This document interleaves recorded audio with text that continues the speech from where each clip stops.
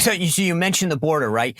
I don't think we could have asked for a bigger gift this week than the Biden administration asking the Supreme Court to allow it to cut the wire that Texas had put up to prevent people from illegally entering the country. Texas was doing what the government wouldn't do.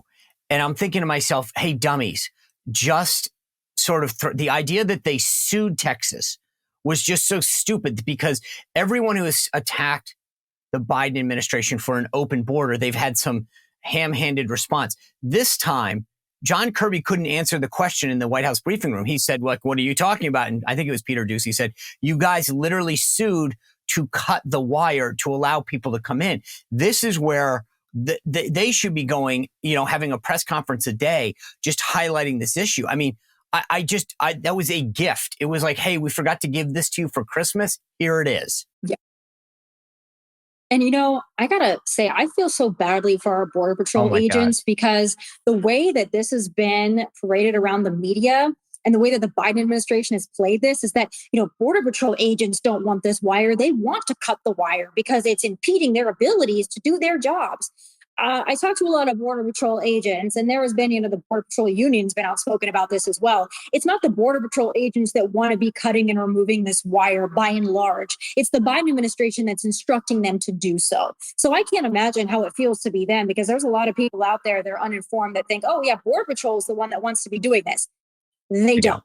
But, beyond that, I think that the Democrats, and I'd like to say they were just stupid and they fell into this, and it seems like they're idiots with this. But unfortunately, I'm not going to underestimate my opponent here. I think they're far smarter than that. I think they understand that this immigration issue is really, really bad for them right now.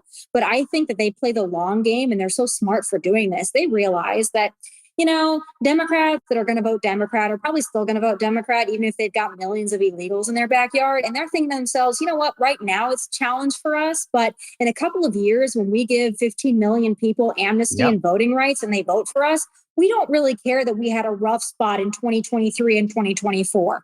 So never underestimate your opponent. You're absolutely right. I keep saying this. It's let them in, give them DACA, and then go, gosh, they've been here through no fault of their own. That's their line. And let them vote. And they become citizens. And boom, here's 10 million, 20 million new Democratic voters. The thing that's interesting is, for so long, I feel like Republicans all over, it was like fait accompli. Oh, we lost the court case. We didn't do the spending battle. Greg Abbott, the governor of Texas, gets this Supreme Court ruling against him. Most Republicans, I think, would have said, hey, what do you want me to do? Greg Abbott puts out this statement this week. And he says, he leads by saying the federal government has broken the compact between the United States and the states. The executive branch of the United States has a constitutional duty to enforce federal laws protecting states, including immigration laws on the books. President Biden has refused to enforce those laws and has even violated them. The result is that he has smashed records for illegal immigration. And this is the end, and this is the key thing. The failure of the Biden administration to fulfill the duties imposed by Article 4, Section 4, has triggered Article 1, Section 10, Clause 3, which reserves to this state the right to self-defense. That's the section of the Constitution that talks about an invasion. And he says, for these reasons, I have declared an invasion under Article 1, Section 10, Clause 2, to invoke Texas's constitutional authority to defend and protect itself. Boom. That's what we need more of. Texas Governor Greg Abbott saying, okay, yeah, I got you, Supreme Court, but guess what? Here's the section of the Constitution. We are being invaded. We have a right to defend ourselves. Yeah, and thank goodness he did that, by the way. We need more governors like him. I think Governor DeSantis is similar in his approach, obviously not as much of a border state as Texas. So Texas gets the incoming on this. But, I talk about it all week long when this Supreme Court ruling came down. Democrats do whatever they want. Illegal immigrants do whatever they want.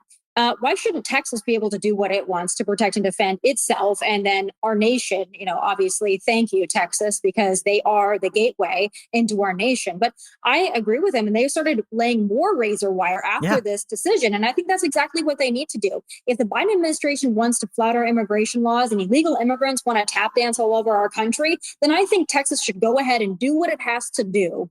And Texas should be as cutthroat as the Democrats and the leftists that are looking to undermine our country. So So I say, have at it, go for it, do what you need to do, Texas. And thank you on behalf of the rest of the country.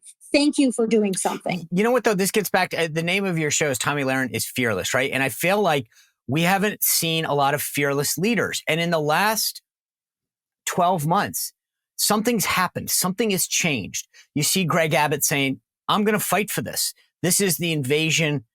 This is an invasion. Our country needs to be protected. I need to protect my state, and I'm not just going to roll over.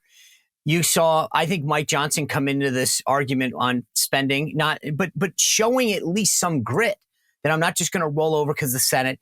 And then when you talk about like DEI and some of the stuff that's happened at the college universities, it was our side, Elise Stefanik at that hearing, saying, tell me what part of the code it's okay to attack Jewish students, and Claudine Gay, the president of Harvard and then the president of Penn, ham-handedly not being able to answer that and then finally getting fired. But it's because people finally got a backbone and said, let's fight. And I don't know what it is. It was like it's in the last 12 months, I think folks on the right have finally realized if you stand up and fight, we can win. You've seen DEI stop being talked about so much with these corporations. What is it that you think has changed, if anything? Or are we just have 6, 10, 18 heroes that finally stood up? Well, I also think that I hope the country learned its lesson from COVID.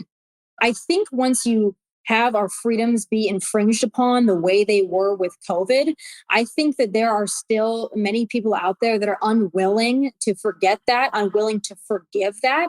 But to me, that was a real turning point. I thought if they're willing to do this, shut down our economy, they're willing to mask toddlers, arrest parents of toddlers on planes for not wearing masks, force a vaccine mandate upon people in order for them to be able to keep their jobs. I think that was a turning point for a lot of people. Then we saw them go after Donald Trump, raid Mar-a-Lago, indictments 1 through 4, go after this man mercilessly and throw the entire weight of the justice system against him for political purposes by and large. And I think a lot of people saw all these things just piling up and then the invasion of our country. And I think that there are some patriots out there that said enough is enough. We're going to be remembered in history by how we confront this. Let's not ever fall for the 2 weeks to flatten the curve again. And I use that metaphorically, but I think everything that they're doing to us should be in that vein of, remember 2 weeks to flatten the curve, my friends? They lied to you, and don't forget, because they'll do it again. But okay, so fair enough. I agree with you. You start thinking about COVID and what we went through. But I just can't figure out if this is a pattern that suddenly you see Abbott standing up, doing something that's completely not normal, meaning in a good way. He's like, screw it. I'm going to fight. Elise Stefanik fighting, pushing back and us winning. Bill Ackman. I mean, people are saying enough and they're willing to stand up in a way that I don't think that they have before. I think the left made people cower for a while. There was a point at which I remember somebody who worked for a major telecom company who was trying to speak out against certain things that were happening to their kids. And people were attacking them and calling their employer, trying to get them fired. And people would get scared and say, okay, I can't do that. But now, and again, maybe I'm just pulling out the right dots and trying to connect them. But I feel like something's changed in the last 6 to 12 months where people are saying, I will stand up, I will fight. And I know there's an army behind me that will support me.